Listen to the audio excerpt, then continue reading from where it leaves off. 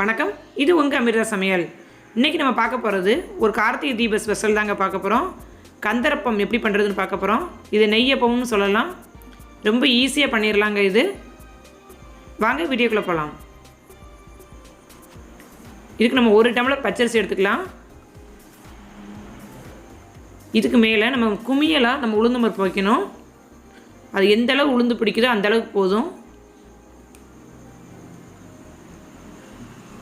இப்போ இதை நல்லா ஒரு 2 தண்ணி வச்சு நல்லா கழுவிக்கலாம். கழுவியாச்சு. இப்போ மூழ்கிற அளவுக்கு தண்ணி ஊற்றி ஒரு 2 மணி நேரம் ஊற வச்சிடலாம். நம்ம அதுக்குள்ளே 1 டம்ளர் நான் எந்த அளவு எடுத்துருக்கேன் அரிசி அதே டம்ளருக்கு சர்க்கரை எடுத்திருக்கேன், நாட்டு சர்க்கரை.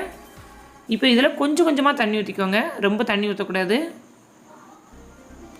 அது கரையிற அளவுக்கு போதுமானது. இது கரையவும் இதில் அடுப்பில் லைட்டாக சூடு பண்ணி வடிகட்டி எடுத்துக்கலாம்.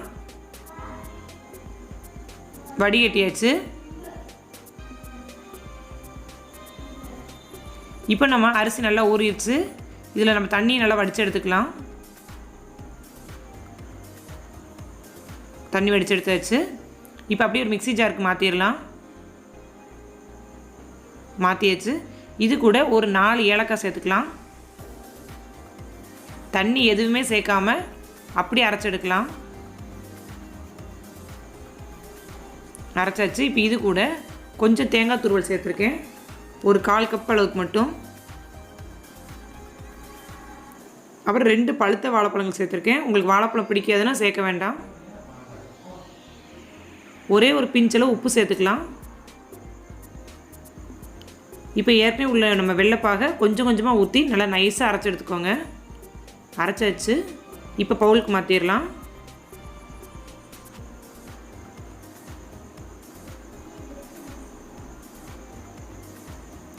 இப்போ நம்ம எண்ணெய் சூடு பண்ணி அப்பம் பொரிச்சு எடுத்துடலாம்.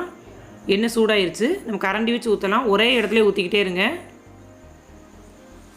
ஒரு தடவை எண்ணெய் சூடையில் 1 அல்லது 2 அது மட்டும் போதும். வடை மாதிரி நம்ம நிறைய தட்டி போட்டுறக்கூடாது. இப்போ அப்பம் ஊற்றினோடனே திருப்பி விடக்கூடாது. அந்த அப்பம் நல்லா வெந்து அதே மேலே எலும்பி வரும். எலும்பி வந்ததுக்கப்புறம் தான் திருப்பணும். இப்போ திருப்பிடலாம். நல்லா பொன்னிறமாகட்டும்.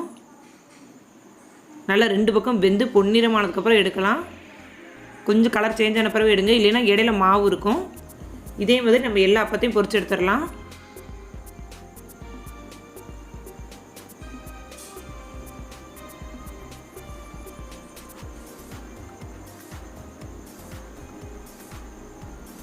இனிப்பு நான் 1 டம்ளர் அதுக்கு ஈக்குவலாக அரிசிக்கு ஈக்குவலாக சேர்த்துருக்கேன். உங்களுக்கு இனிப்பு அதிகமாக தேவைப்படுதுன்னா நீங்கள் கூடவும் சேர்த்துக்கலாம்.